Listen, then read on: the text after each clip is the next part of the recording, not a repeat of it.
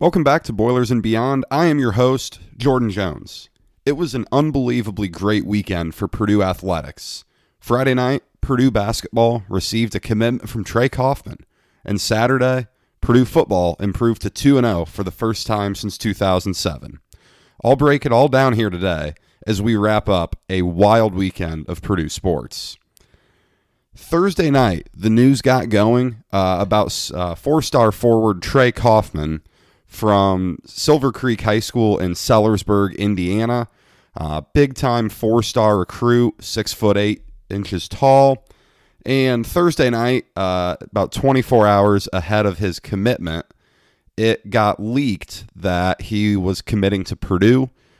He did his commitment via a high school radio station down in southern Indiana with a friend of his, and the audio was played Thursday night by mistake. And, of course, that sparked plenty of rumors. There was a lot of vested interest in this recruitment, given that both Purdue and Indiana were involved, and very, very heavy players in this. But Friday, the official announcement came, and Trey Kaufman is going to be a Boilermaker. This wraps up a really good recruiting class for Purdue, presumably. They do not have any more open scholarships for the 2021 class at this point, so unless they want to oversign, this is going to be it for the 2021 class. You are looking at Trey Kaufman and Caleb First, both four-star forwards, very highly regarded on whatever recruiting service you choose to pay attention to the most. Rivals, 24/7, ESPN, all very, very high on both these players. Kaufman is regarded by 24/7 Sports as the number 5 all-time commit to Purdue basketball. Granted, that only goes back to the early 2000s, so that does not include guys like Glenn Robinson or Rick Mount. But clearly this is a huge deal for Purdue.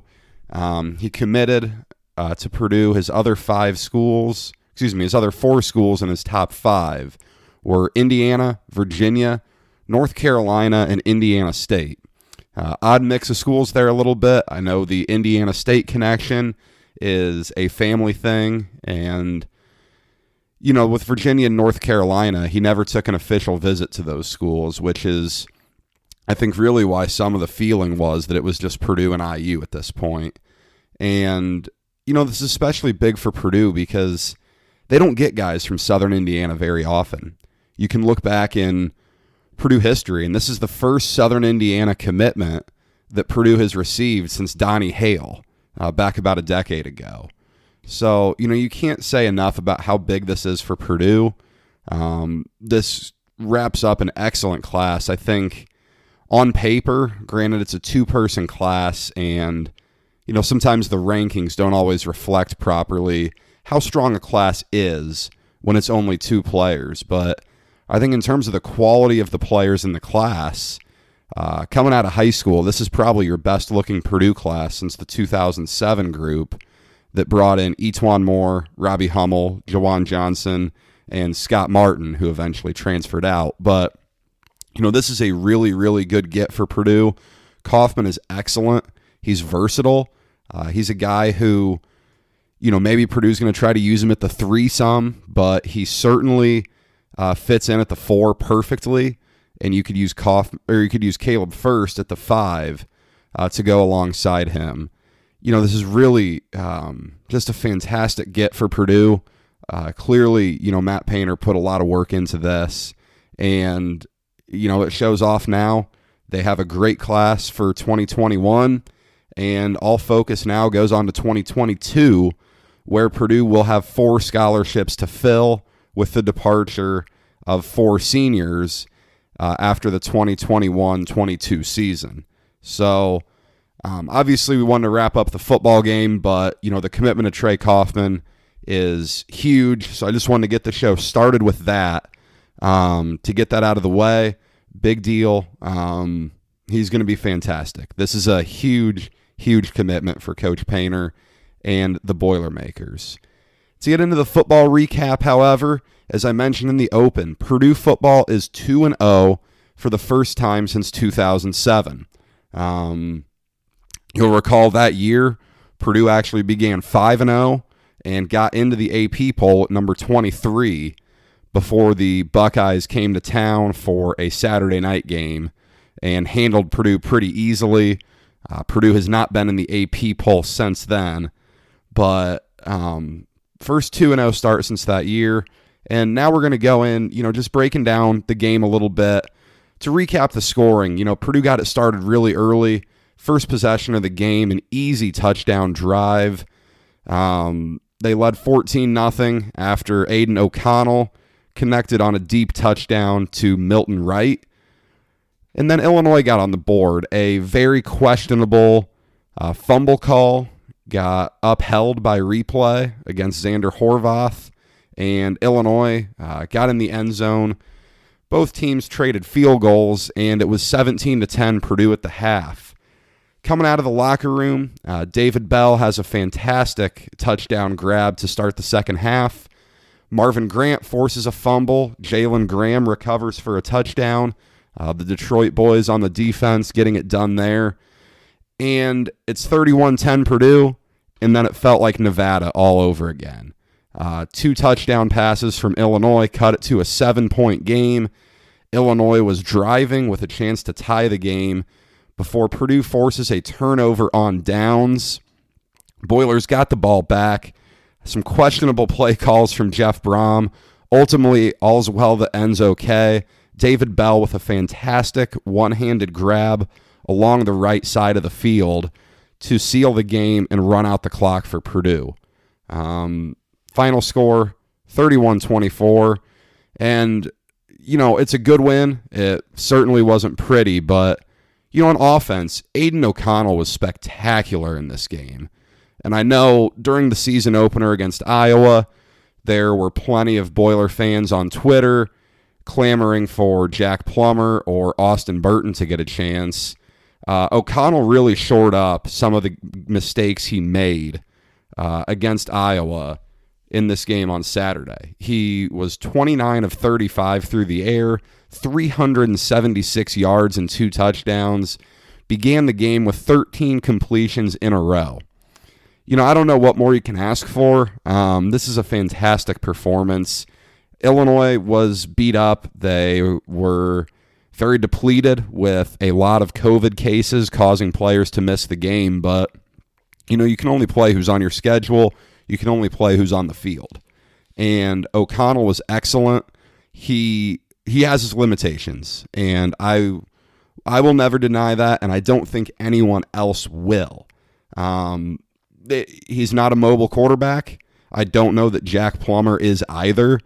We didn't get a great chance to see Jack Plummer use his legs effectively last year. The offensive line struggled enough that, really he was running for his life when he was running. So we didn't get to see that well, but, O'Connell's not a mobile quarterback. He did run on one occasion that I can think of on Saturday, but, as a whole, this is a fantastic performance. 29 of 35 is excellent. No turnovers, even bigger in that category. Very, very happy with what O'Connell did. The running game still isn't completely there yet. I don't think it's where Purdue wants it to be. Horvath has been really good. I'm aware he fumbled twice. As I said, the first fumble, I really believe that it should have been overturned. I thought his knee was down before the ball came out, but that's not the way the ball bounced in this case. The officials let the call stand. The second fumble was really bad. Horvath fumbled at about the 2-yard line when Purdue was about to punch it in. But, again, all's well that ends okay. Purdue moves on to 2-0. Horvath had 22 carries for 100 yards and a touchdown. How long has it been since Purdue had a player run for 100 yards in 3 straight games? That's what Horvath has done here with the game this weekend, the game against Iowa, and the season finale against Indiana last year. He was very effective as a check down option in the passing game as well. And that's something we haven't always seen from Purdue's running backs. He was very good there. 6 receptions for 55 yards. We had King Doru still out. I don't know when he will be back at this point. It sounds like he has a nagging injury getting at him, and sometimes those don't really have the clearest timetables of return. But we saw, DeJohn Hewitt is on the roster. He's a scholarship running back. He didn't get any carries. Alfred Armour sees the field a little bit as a blocking back at, a fullback or H-back spot. He didn't get any carries. We saw Ahmad Anderson on a jet sweep, I believe, but, we're not seeing any other running backs getting carries. It's really interesting to me, especially Hewitt is more the one I look at with a little bit of questioning. I really kind of figured he would be able to get on the field some with King Doru out, but nonetheless, Horvath has been really good for Purdue. I expect to see the fumble short up a little bit by the time they take the field next, and really just cannot commend the young man enough. Comes in as a walk-on, has worked really hard to get to this point, and we're seeing him deliver in a really big way. David Bell, it is unbelievable. David Bell is making Purdue fans forget that Rondale Moore is not on the field.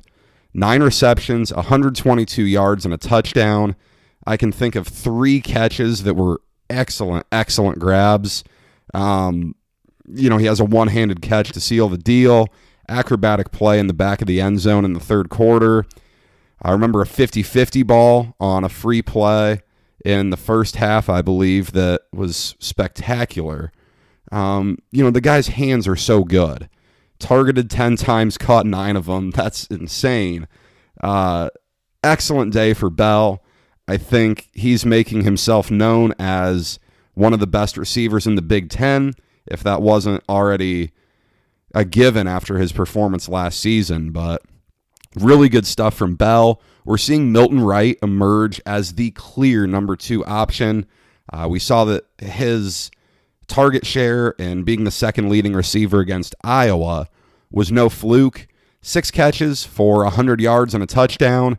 He had a wide open touchdown reception from O'Connell on a deep ball. I want to say it was 46 yards. He's gotten lit up a couple times this year too.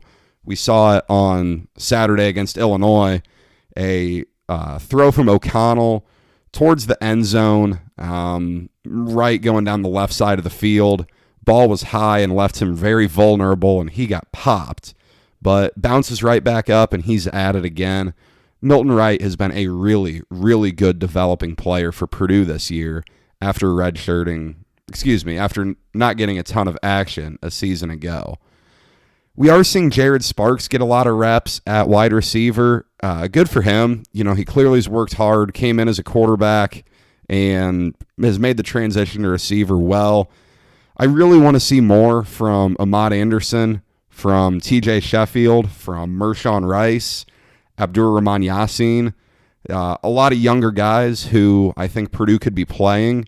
We saw Sparks have a really, really costly drop in the second half where O'Connell had him wide open in the middle of the field, and the ball goes in and out of Sparks' hands, leads to O'Connell getting sacked on third down, and Purdue has to punt it away.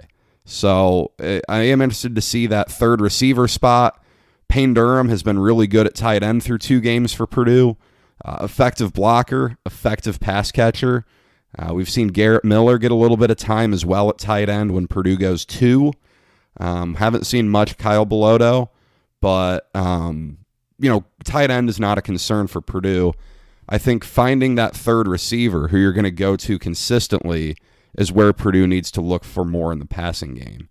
The offensive line has been rock solid. 2 starters were out. We saw redshirt freshman Cam Craig started at left guard in the opener, but was injured and did not play on Saturday. And then on the first possession of the game, Purdue's center, Sam Garvin, was injured, missed the rest of the game. Purdue puts in true freshman Gus Hartwig from Zionsville. He was really good. I can only think of one play where kind of saw him get overmatched. And for a true freshman on the offensive line, that's fantastic. He was excellent on Saturday. Greg Long got the start at right tackle, the fifth-year senior grad transfer from UTEP. Looks like he's a really good addition as well. He's holding his own, doing a nice job on the opposite side of Grant Herman's over at left tackle.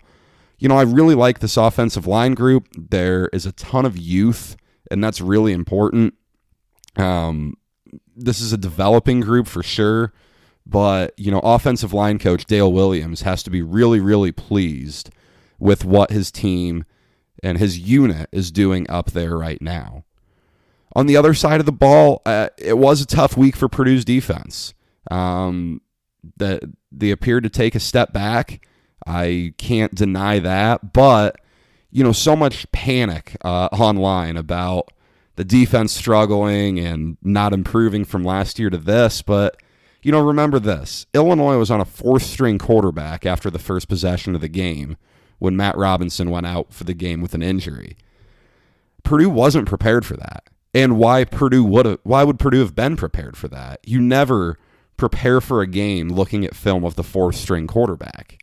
We didn't know till Saturday morning that Brandon Peters would not be able to play.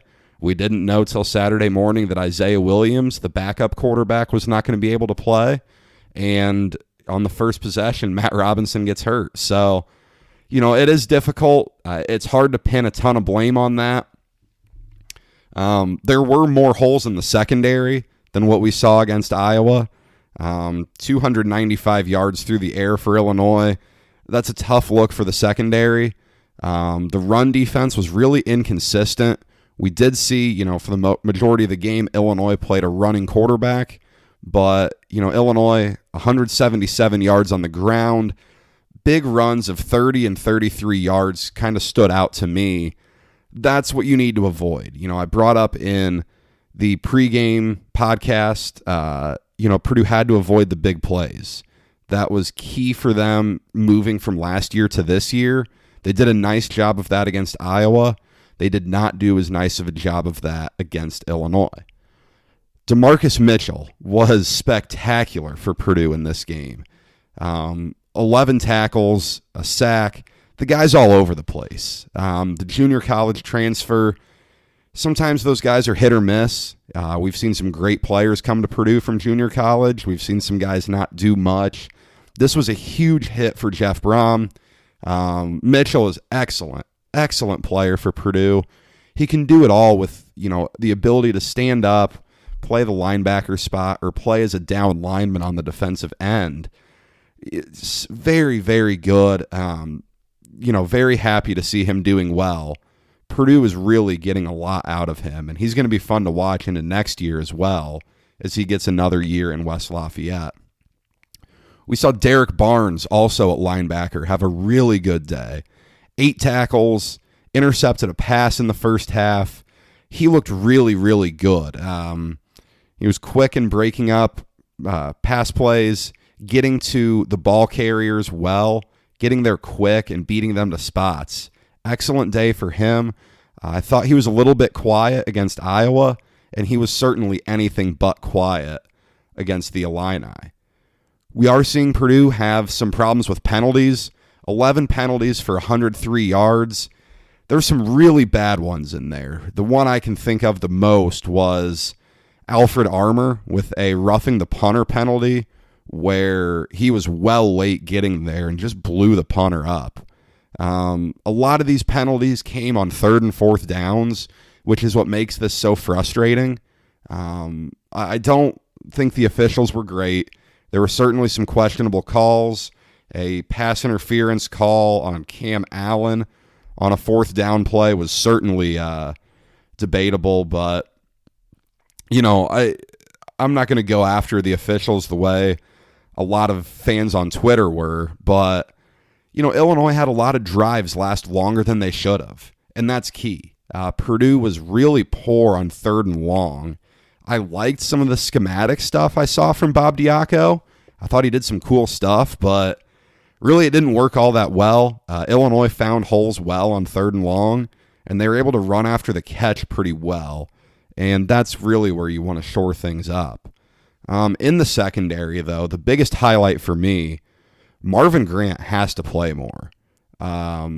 He was fantastic. He had a big forced fumble on a huge hit in the second half that resulted in the touchdown. I love him and Cam Allen in the secondary together. There were some moments where Brennan Thieneman didn't look very good. There was a running play early on in the first half where Thieneman was terribly out of position and then, couldn't chase down the ball carrier after being in the wrong spot. That was a really tough one. But, Grant needs to see the field more. He is a spectacular player, and he's going to be good for a couple years here at Purdue. Him and Allen would be a really, really exciting back end to watch. It was a brutal performance for everyone on the special teams, not named J.D. Dellinger. Dellinger, perfect again on kicks, knocked through his only field goal from 36 yards, perfect on PATs. Good day for him. Brooks Cormier really struggled punting the ball. 3 punts to average 32 yards per punt, and one of those 3 was not good either. Took a big Purdue roll that inflated that average up to 32. There was some wind in the game, but, it has to be better than that. That is really, really bad. We saw punting be a problem last year. Cormier struggled to be consistent. Zach Collins is behind him on the depth chart. Neither of them were all that impressive last year. Cormier is known for having a big leg. The BTN announcing crew had discussed how Coach Brom had called Brooks Cormier's leg NFL good. Look, I don't know. I'm no punting expert, but 32 yards of punt's not going to cut it. And if this is going to be a problem all year, Zach Collins better be ready because Purdue can't afford to give the other team that good field position consistently this year. We didn't see many kickoff returns. Illinois' kicker did a nice job of getting it through the end zone, a better job than J.D. Dellinger did, but there was one kickoff where Purdue had the chance to return it. A penalty had caused Illinois to have to kick from the 20. Prime chance for Purdue to get a good return, but TJ Sheffield, the return man, had to go back on the ball, almost make an over-the-shoulder grab on it, and didn't even get back to the 25 where it would have been had he taken a knee. You don't want to be going back on a kickoff return ever. Really confusing stuff there. That's somewhere that Purdue has desperately needed big plays for a long time. They're on their 4th special teams coordinator in 4 years.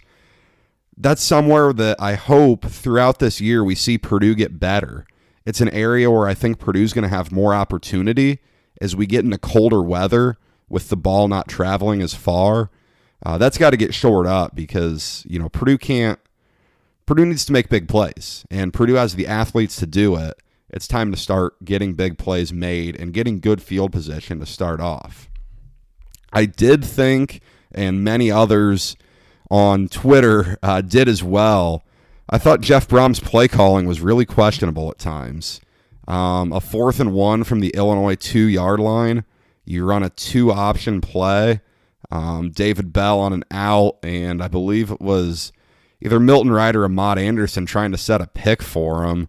Doesn't work at all. Play was not close. That was when Purdue was up 24-10. A field goal could have made it a 3-possession game. I didn't quite understand not going for it there. They did end up scoring a touchdown soon after that because of a forced fumble. Bell's catch on the final drive, the one-handed catch that allowed Purdue to kneel it out, that bailed Jeff Brom out completely. They call a pass play on 2nd down when Illinois still has a timeout left. The pass was incomplete. I just don't know that I understand it. Bell bailed him out. We just haven't seen as much trickery, as many deep shots as we did in 2017, 2018. It'll be interesting to see where that goes.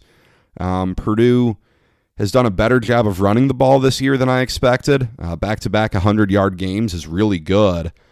But, the offensive line is solid this year. I think, this and the 2017 team were Brom's two best offensive lines.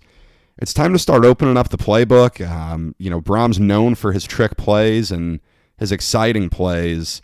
It's time to start seeing that a little bit. And as I said a little bit, there were fans out there really getting on Bob Diaco this weekend. Look, he's been at Purdue for 2 games. The defense was bad last year. There's a learning curve for some of these guys, and there's a development curve that you have to expect. The defense does bend a lot. It's that bend, don't break mentality that now I get to live with 2 days a weekend with Purdue on Saturday and the Chicago Bears on Sunday. But, this offseason was not an ideal time to be installing a new defense. You didn't have a full summer camp to work on it. They are creating big plays. We've seen a lot of turnovers. Purdue's forced 6 turnovers through 2 games after forcing 4 Illini turnovers. That's big. You can't overvalue that. That is worth noting, and that's worth realizing how important that is. But Diaco's on a multi-year contract. He's not going anywhere. Let him develop this defense a little bit. Tough situation to have a quarterback you weren't prepared for at all. Let's see what he does now as we go through in the season. My players of the game, I'm going to start this week. Just adding something else to the post-game shows. On offense, it's David Bell. I easily could have gone Aiden O'Connell as well, but I'm going to go Bell. So many big catches and the huge catch late to seal the deal and allow O'Connell to kneel it out. But Bell and O'Connell were both fantastic. And on defense, DeMarcus Mitchell. The guy was all over the place. Just such an exciting player to watch. Plays with a lot of energy, something that's common for a lot of those JUCO guys. Really good piece for Purdue's defense, and we're going to start seeing him come off the field very, very rarely. Up next for the Boilers, they are scheduled to play at Wisconsin on Saturday.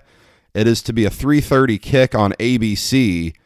I say scheduled because Wisconsin currently has 22 active COVID cases, the last I had known of. And some of those include head coach Paul Christ and starting quarterback Graham Mertz. With 22 COVID cases, I have serious doubts that this game gets played. We will see.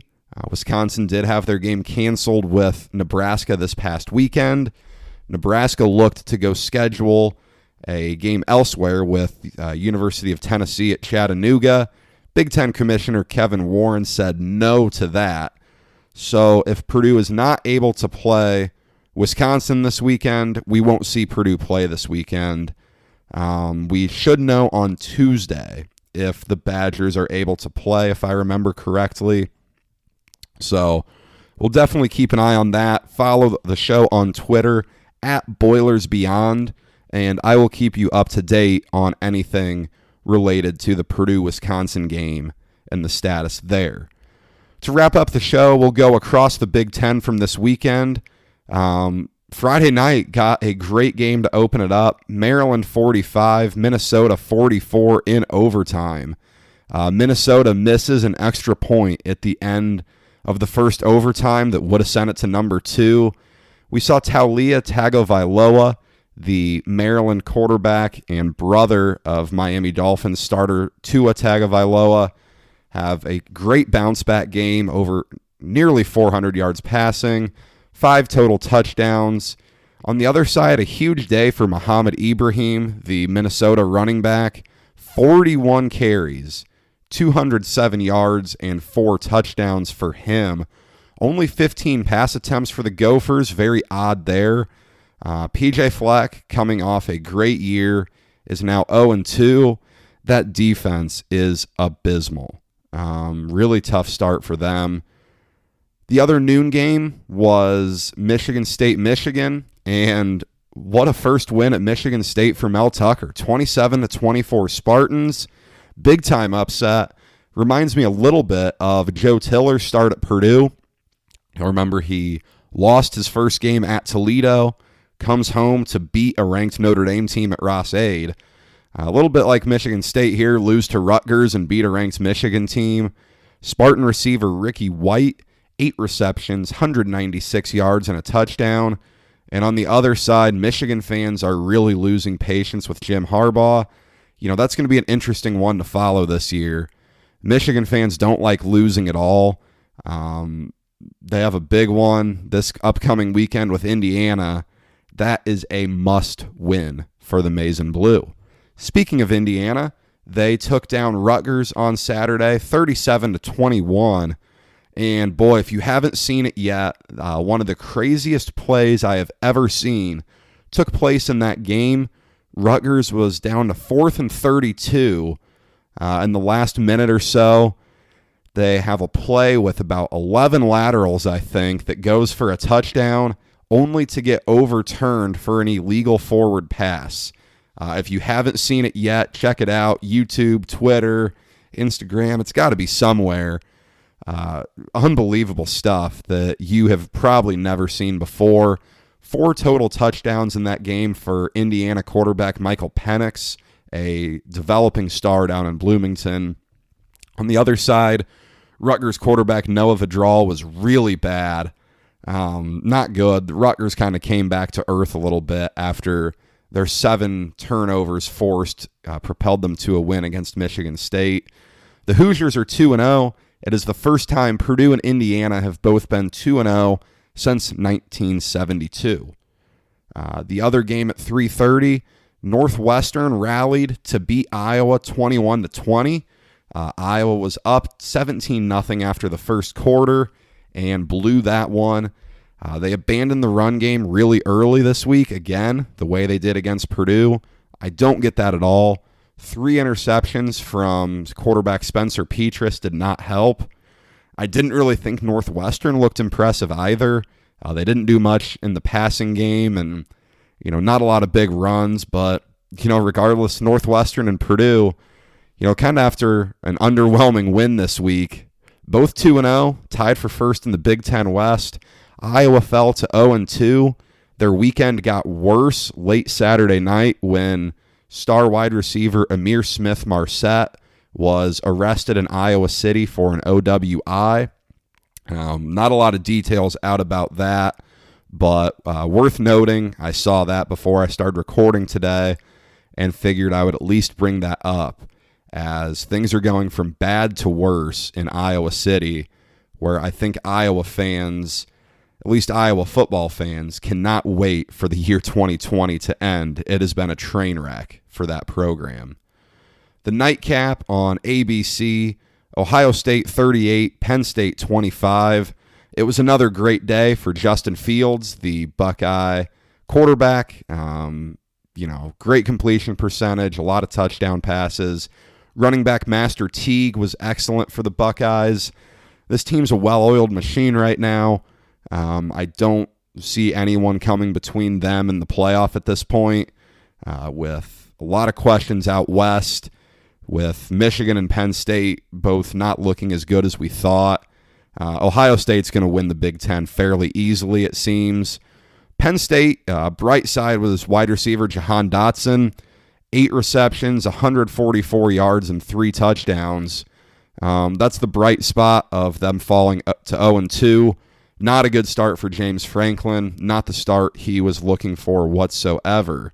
But we're 2 weeks into the Big Ten season now, and we've already seen some really random results. I think that's just going to be the nature of this season due to players missing for COVID, the conference-only grind of being 9 straight weeks with conference games. Just might be a lot of random stuff. That's all I have for you today on the show. Thank you for spending your time with me. Depending on the status of the Purdue-Wisconsin game, we may or may not be back on Thursday for more. Make sure to follow the show on Twitter at BoilersBeyond so we can keep you updated there. But past that, enjoy the big weekend. I know Purdue fans should be very excited between the commitment of Trey Kaufman and the Boilers starting 2-0. Until next time, stay safe, everyone.